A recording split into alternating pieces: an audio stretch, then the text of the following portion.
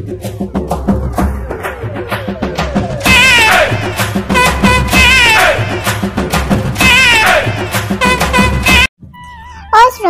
জলদি বল আকৌ আৰু কিমান দেৰি কৰিবি হয় গৈছো বাইদেউ আৰু অলপ দেৰি ৰ'ব ঐ আৰু কিমান ৰ'ব লাগিব তোৰ কাৰণে ৰবি বলক বাইদেউ যাওঁ বাৰু কিন্তু তই ৰিংকু কিয় লগত লৈ ওলাইছ বাইদেউ তাকনো ক'ত এৰি থৈ যাম সৰু ল'ৰা অকলে ঘৰত থাকিব নোৱাৰে ভয় খাব কিয় নোৱাৰিব আকৌ ময়োতো মোৰ ল'ৰা ছোৱালীকেইটাক অকলে ঘৰত থৈ আহোঁ নাই নাই বাইদেউ মই ৰিংকুক ঘৰত অকলে থৈ নাযাওঁ সি তাত গৈ কাকো একো দিগদাৰ নকৰে ঠাণ্ডাকৈ একেটা জেগাতেই বহি থাকিব সঁচাকৈ কৈছোঁ বাইদেউ সি বহুত কথাই বুজি পায় যদিও সি সৰু হৈ আছে সি তাত খেলি থাকিব তাৰ লগত তাৰ পুতলাটো আছে নহয়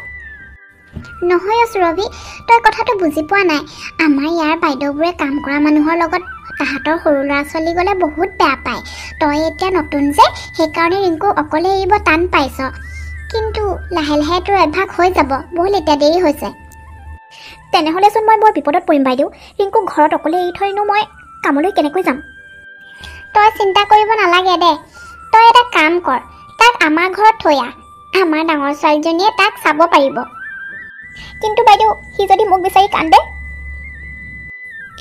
সৰু ল'ৰা ছোৱালী যেতিয়া কান্দিবই আৰু তই এইবোৰ কথা যদি চিন্তা কৰি থাক তেনেহ'লে তোৰ ঘৰ কেনেকৈ চলিব তই কচোন তোৰ মানুহটো ঢুকাল যেতিয়া তইতো এখন ঘৰ চম্ভালিব লাগিব আৰু তাৰ কাৰণে তই তোৰ ল'ৰাটোকো এৰিব লাগিব অলপ সময়ৰ কাৰণে বুজিলি ঠিক আছে বাইদেউ তেনেহ'লে মই ৰিংকুক আপোনালোকৰ ঘৰতে থৈ যাম ৰবি গোটেই পাকঘৰটো পানী পৰি আছে তই গম পোৱা নাই নেকি কি চিন্তা কৰি আছ হা ক্ষমা কৰি দিব বাইদেউ মই মানে গমেই নাপালোঁ আজি তোৰ কামৰ প্ৰথম দিন আৰু আজিয়ে তই কামবোৰ ভালকৈ কৰা নাই এনেকৈ হ'লে কিন্তু মই তোক কামত নাৰাখোঁ আকৌ দেই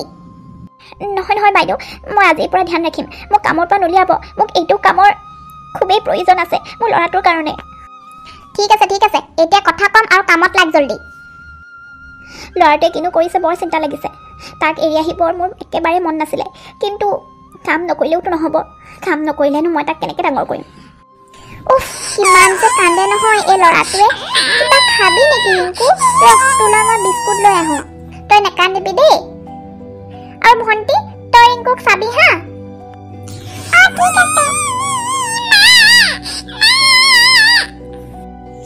আৰে ভণ্টি ৰিংকু ক'ত সি ইয়াতে খেলি আছিলেচোন এইজনীক সুধি একো লাভ নাই তাই গমেই নাপায় চাগে মাক কথাটো জনাব লাগিব কি আপুনি মোক কি কথা কৈছে বাইদেউ হে প্ৰভু ল'ৰাটো ক'ত গুচি গ'ল 3 বছৰীয়া ল'ৰাটোৱে একো কথা ক'বও নাজানে বুজিও নাপায় মই আপোনাৰ ভৰসাতেই তাক এৰি থৈ গৈছিলোঁ আপোনাৰ ঘৰত কিন্তু মোৰ ল'ৰাটোৱে হেৰাই গ'ল আজি মই একো নাজানো মোক মোৰ ল'ৰাটো আনি দিয়ক য'ৰ পৰা হ'লেও মোক ল'ৰাটো কেনেকৈ আনি দিয়ে মই নাজানো মুঠতে মোৰ ল'ৰাটো মোক আনি দিয়ক বাইদেউ মোক ক্ষমা কৰি দেছো ৰবি মোৰ ডাঙৰ ছোৱালীজনীয়ে কৈছে সি বোলে তোক মনত পেলাই বহুত কান্দি আছিলে হয়তো তোক দেখা নাপায় তোক বিচাৰি গ'লহি মই গোটেই গাঁৱতে বিচাৰিলোঁ মোৰ ল'ৰাটোক ক'তো বিচাৰি নাপালোঁ মই কি লৈ জীয়াই থাকিম এতিয়া বাইদেউ নাকান্দিবি ৰবি বল ঘৰলৈ বল এনেকৈ ৰাস্তাৰ মাজত কান্দি থাকিলে জানো ৰিংকু ঘূৰি আহিব নাকান্দিবি ৰবি ৰিংকুক বিচাৰি গৈছে নহয় পুলিচে বিচাৰি পাম দে তাক তই কিবা এটা খাই ল নাখাওঁ সবিতা বাইদেউ মোৰ ল'ৰাটোৱে ভাত খাব পাইছেনে নাই কোনে জানে যেতিয়া সি আহিব তাৰ লগতেই মই ভাত খাম ৰবি তই যদি নাখাই নগৈ দুৰ্বল হৈ যাওঁ ল'ৰাটোক কেনেকৈ বিচাৰিবি মই ভাতখিনি ইয়াতে থৈ দিছোঁ কেইটামান খাই ল'বি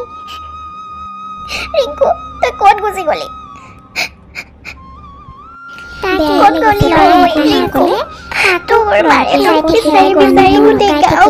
মানুহজনী পাগলী নহয় কি হ'ব বাৰু ঘূৰি আমাৰ ওচৰলৈ সুৰভি কিবা এটা খাই ল চা তোলৈ মই তই ভাল পোৱা ভেন্দি ভাজি বনাইছোঁ আজি জলদি খাই লচোন তোৰ আকৌ দৰৱবোৰ খাব আছে নহয় ৰিংকু আকৌ মোৰ কলিজাটো চাচোন ভাত আৰু ভেন্দি ভাজি আছে খাই ল জলদি আকৌ মা কামনি নকৰিবিচোন ৰিংকু নাহকেলে চাওকচোন বাইদেউ ইমান মাতিছো ল'ৰাটো ভাত খাবলৈ আহাই নাই বৰ দুষ্ট হৈছে আজিকালি সি ক'ত জানো লুকাই গ'ল মোৰ লগত লুকা ভাকু খেলিছে সি পুৰা 20 বছৰ হলছ ৰবি তই মানি নলকেলে যে তোৰ ৰিংকু আৰু কেতিয়াও ঘূৰি নাহে তোৰ ওচৰলৈ কিনো বাইদেউ আপুনি যি টি কথাবোৰ কৈ থাকে সেইটো মোৰ ৰিংকু খেলি আছে ইয়াতে অ' মোৰ কলিজাটো আহ মাৰ ওচৰলৈ আহ হে ভগৱান মোৰ এটা ভুলৰ কাৰণে আজি সুৰভি এই দখা মই তাই চিয়াই থকালৈকে তাই লগ নেৰো মোক ক্ষমা কৰি দিবি সুৰভি মা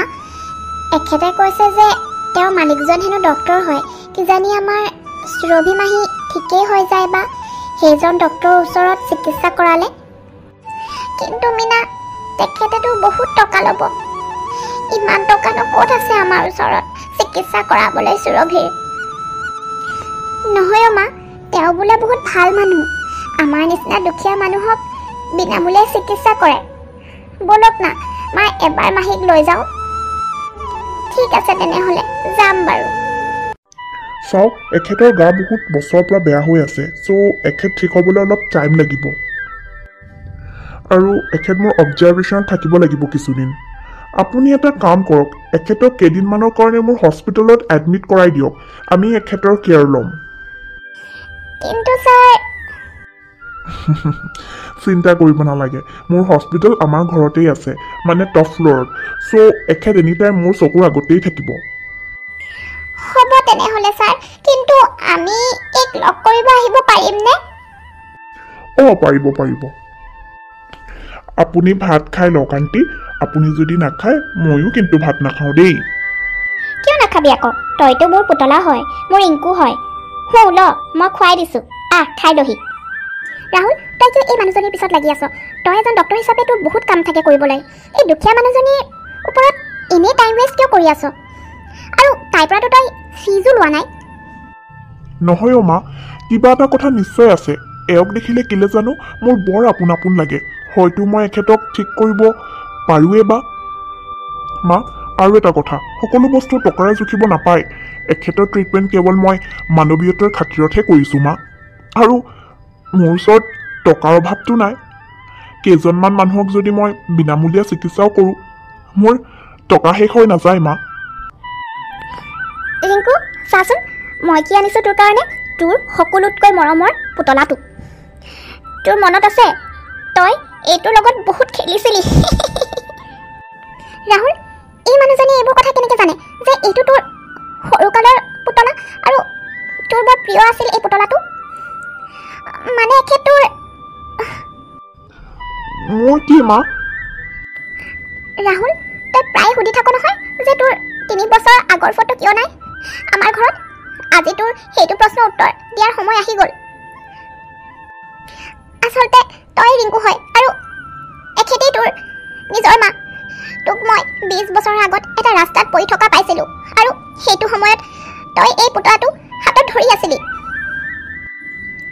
তোক মই আমাৰ ঘৰলৈ লৈ আহিলোঁ আৰু নিজৰ সন্তানৰ নিচিনাকৈ তোক মই ডাঙৰ দীঘল কৰিলোঁ তোক তোৰ নিজৰ ভৰিৰ ওপৰত থিয় কৰালোঁ আৰু